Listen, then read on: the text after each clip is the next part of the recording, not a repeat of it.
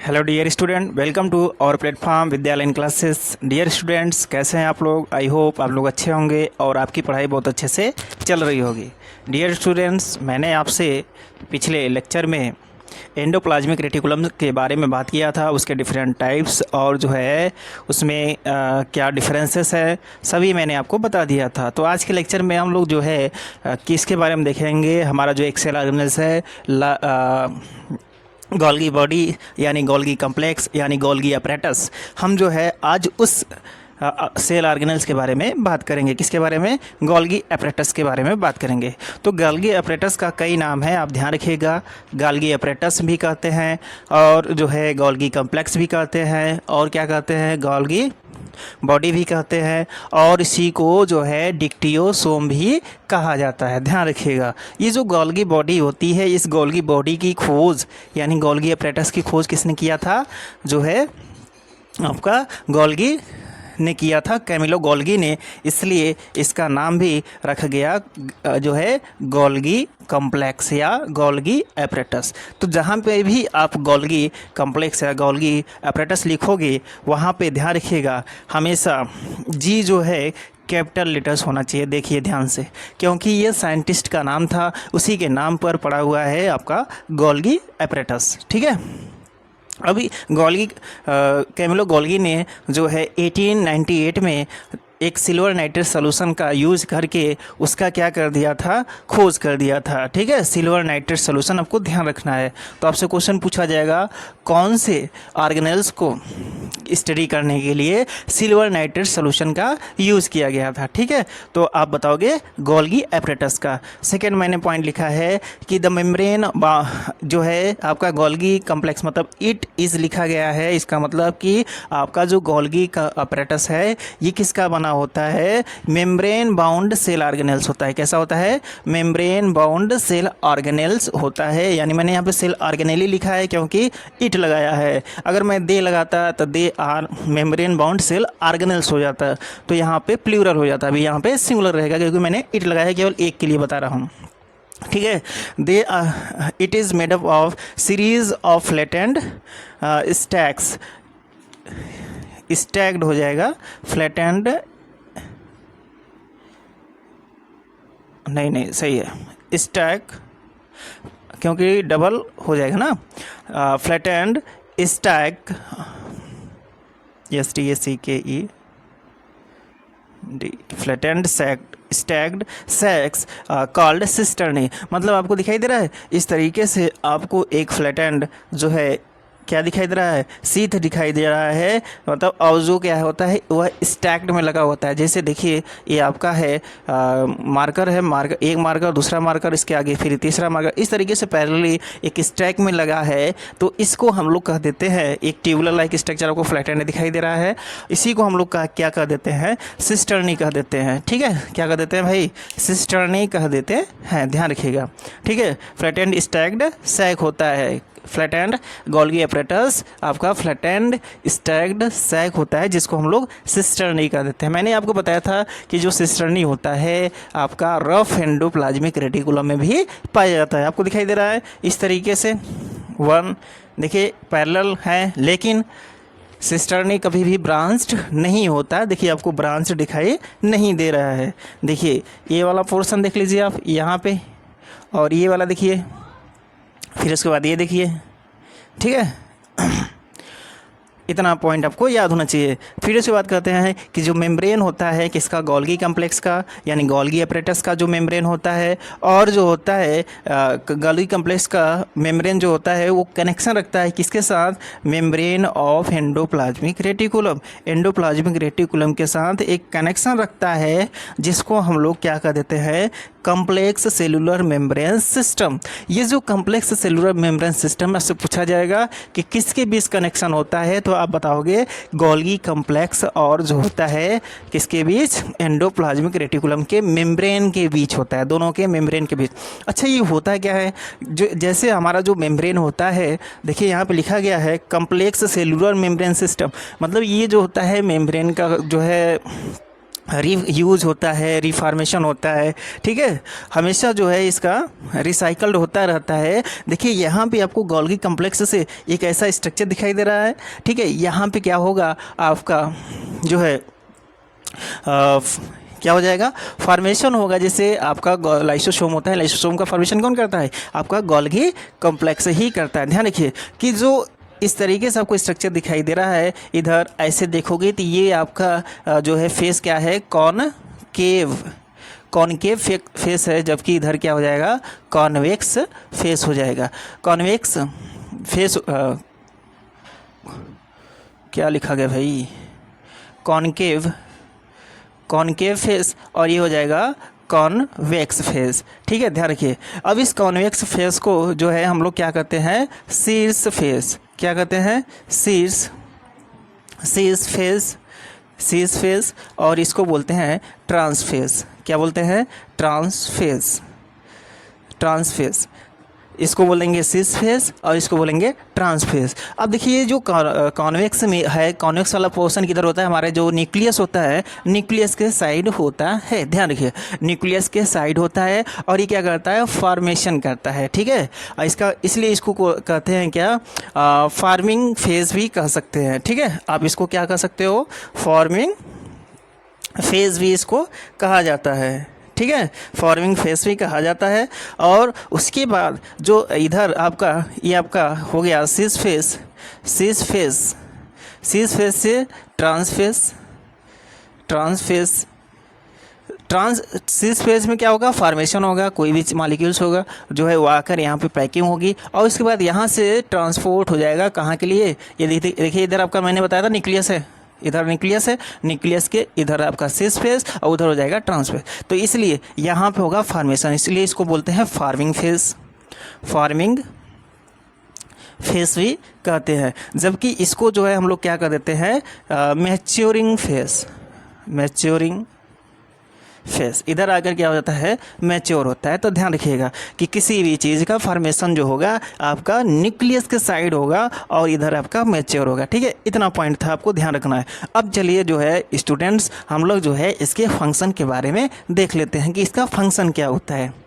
चलिए इसको जो है आप स्क्रीनशॉट ले लीजिए और ये स्ट्रक्चर ड्रा कर लीजिए, बाकी इसको छोड़ दीजिए, ये आपके लिए नहीं है, लेकिन आपको दिमाग में रखना पड़ेगा, ठीक है।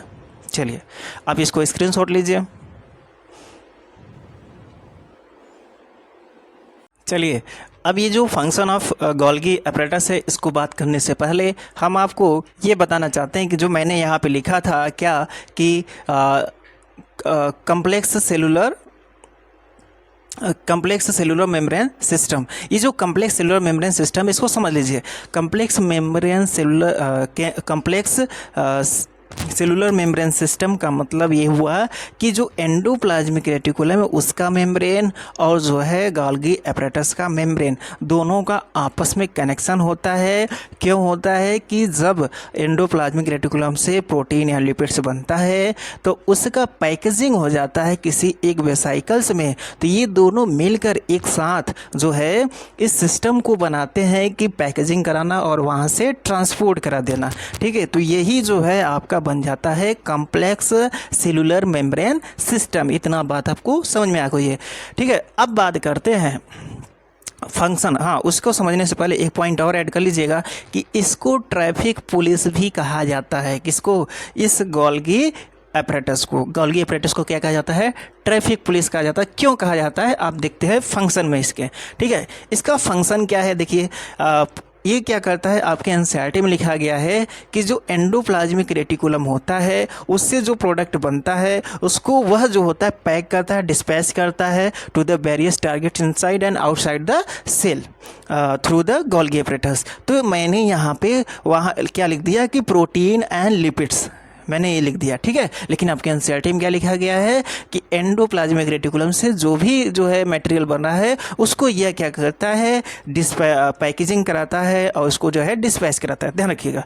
तो मैंने लिखा है, तो फंक्शन देखते हैं अब इसके बारे में कि गोल्गी एपरेटस का फंक्शन क्या होता है, तो इसमें प्रोटीन और लिपिड्स क्या होते हैं, पैक्ड होते हैं किसी एक वेसाइकल्स में। फिर उसके बाद उसकी पैकिंग होने के बाद क्या हो जाता है, डिस्पैच हो जाता है। ठीक है, डिस्पैच हो जाता है through the various targets inside and outside, through the inside various targets, different targets, inside भी हो सकता है, आउटसाइड द सेल, थ्रू किसके द्वारा, जो है आपका सेल गोल्गी एपरेटस के द्वारा होता है। यह इसका फंक्शन होता है। अब इसमें जो मॉलिक्यूल्स होते हैं जो उनका ट्रांसपोर्ट किया जाता है, ये बड़े बड़े जो है मॉलिक्यूल्स, जैसे आपका बड़े बड़े टैंकर्स होते हैं, वो क्या होते हैं, रोड पर जाते हैं ट्रांसपोर्ट के लिए। ठीक है, तो ऐसे माइक्रो मॉलिक्यूल्स, जैसे बड़े बड़े जो है सामानों को पैकेजिंग किया जाता है किसी टैंकर्स में, तो उसमें बड़े बड़े मॉलिक्यूल्स होते हैं। उस मतलब बड़े बड़े टैंकर्स में बड़े बड़े क्या होते हैं, प्रोडक्ट्स होते हैं, उनको जो है ट्रांसपोर्ट किया जाता है। और उसको रेगुलेट करने वाला कौन होता है, ट्रैफिक पुलिस। तो यही काम जो है ये आपका गोल्गी एपरेटस कर रहा है। जो माइक्रो मॉलिक्यूल्स होते हैं, माइक्रो मॉलिक्यूल का पैकेजिंग कराएगा, उसके बाद उसको ट्रांसपोर्ट कराता है। ठीक है, तो इसलिए इसको क्या कर देते हैं, ट्रैफिक पुलिस। तो इसको हम लोग और क्या नाम से कहते हैं, ट्रैफिक पुलिस, याद रखिए, it is also known as traffic police. चलिए मैं यहाँ पे इस पॉइंट को लिख दे रहा हूँ। इसको आप जो है कहाँ पे लिखोगे, जो गोल्गी एपरेटस मैंने लिखाया है उसके अंदर लिखेगा, फंक्शन मैंने लिखेगा, it is also known as क्या, ट्रैफिक पुलिस।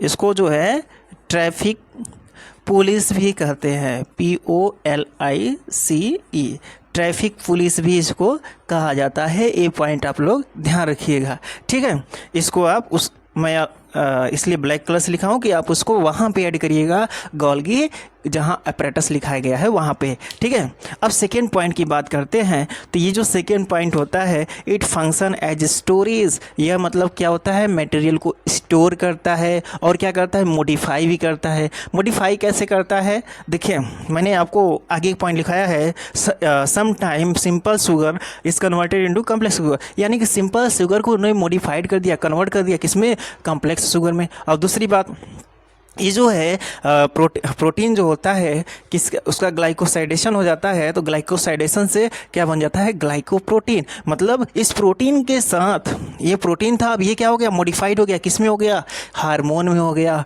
ये जो ग्लाइकोप्रोटीन होता है यह हार्मोन भी होता है और क्या होता है, एंजाइम भी हो सकता है। हार्मोन भी हो सकता है और क्या हो सकता है, एंजाइम हो सकता है। मतलब ये प्रोटीन कन्वर्ट हो गया किसमें, एंजाइम में, और किसमें, हार्मोन में। तो यहाँ क्या हो गया, मॉडिफिकेशन हो गया। क्या हो गया, इसका मॉडिफिकेशन हो गया। तो स्टोरेज का भी काम कर रहा है कि नहीं, स्टोरेज का भी काम कर रहा है, मॉडिफिकेशन का भी काम कर रहा है, और साथ ही साथ आपको मैंने बताया कि ये पैकेजिंग का काम करता है। वेसाइकल्स के अंदर बहुत सारे मटेरियल पैक होते हैं और जो है उसको ट्रांसपोर्ट कर दिया जाता है।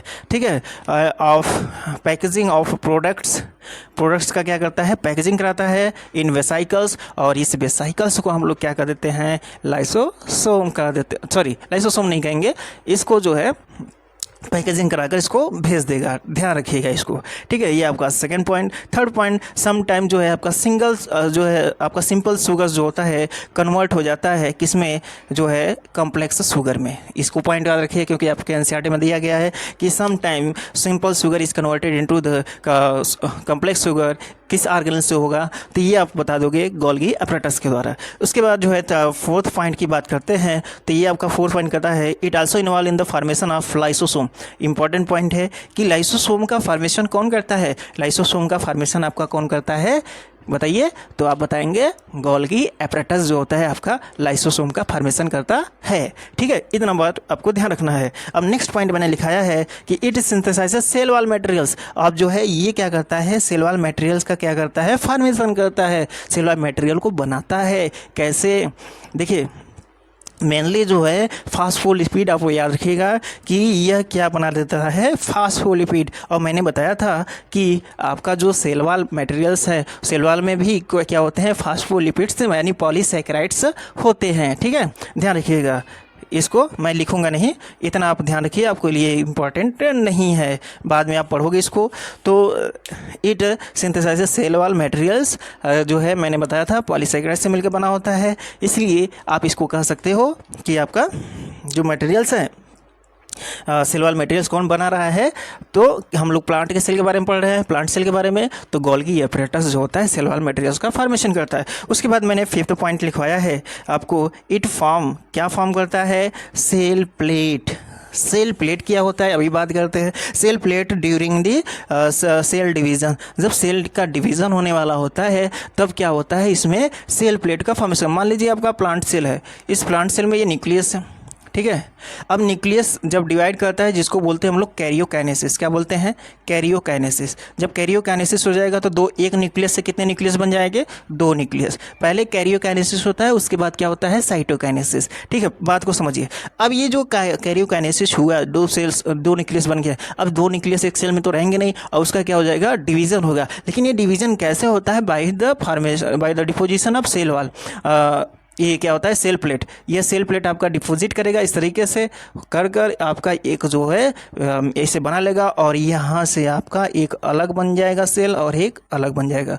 तो ये बीच में थ्रू द डिपोजिशन ऑफ क्या, सेल प्लेट, सेल प्लेट में क्या होगा, कैल्शियम मैग्नीशियम पेक्टेट ये सब जो होता है इन्वॉल्व होता है, जिसका डिपोजिशन हो जाएगा। डिपोजिशन से ये सेल डिवाइड करके क्या कर लेगा, नया सेल बना लेगा। बात समझ में आ रही है कि नहीं आ रही है, ठीक है। इतना आप जो है इसके फंक्शन में राइट डाउन करिए। आप इसको फंक्शन में नहीं लिखोगे, ध्यान रखिएगा, इसको पहले ही लिख लीजिए कि it is also known as traffic police of the cell. Traffic police of the cell, of the cell. Cell का क्या कहलाता है, ट्रैफिक पुलिस कहलाता है, क्योंकि यह क्या कर रहा है, रेगुलेट कर रहा है, पैकेजिंग करा रहा है, सब कुछ करा रहा है, ठीक है। ये था आपका जो है गोल्गी एपरेटस के बारे में। इसको जो है स्क्रीनशॉट लीजिए और इसको नोट्स अच्छे से बनाइए। आपको बहुत ही जो है आसान लग रहा होगा कि बायो कठिन नहीं होता है, ध्यान रखिएगा। बायो हमेशा क्या होता है, सिंपल होता है। आप इसको जो है समझ के जब पढ़ोगे, जितना मैं पढ़ा रहा हूँ, अगर आप उसको लिंक करके पढ़ रहे हो, पीछे से आगे से सब पूरा लिंक होना चाहिए। जब आपको लिंक करने आ जाएगा तो आपको जो है पूरा सब्जेक्ट जो है बहुत ही सिंपल लगेगा, ठीक है। इतना आपका हो गया होगा, ठीक। चलिए माय डियर स्टूडेंट्स, आज के लिए बस इतना ही, और नेक्स्ट वीडियो में हम लोग बात करते हैं लाइसोसोम के बारे में। तब तक के लिए अपना ख्याल रखते रहिए और अच्छे से पढ़ाई करते रहिए। धन्यवाद, थैंक यू।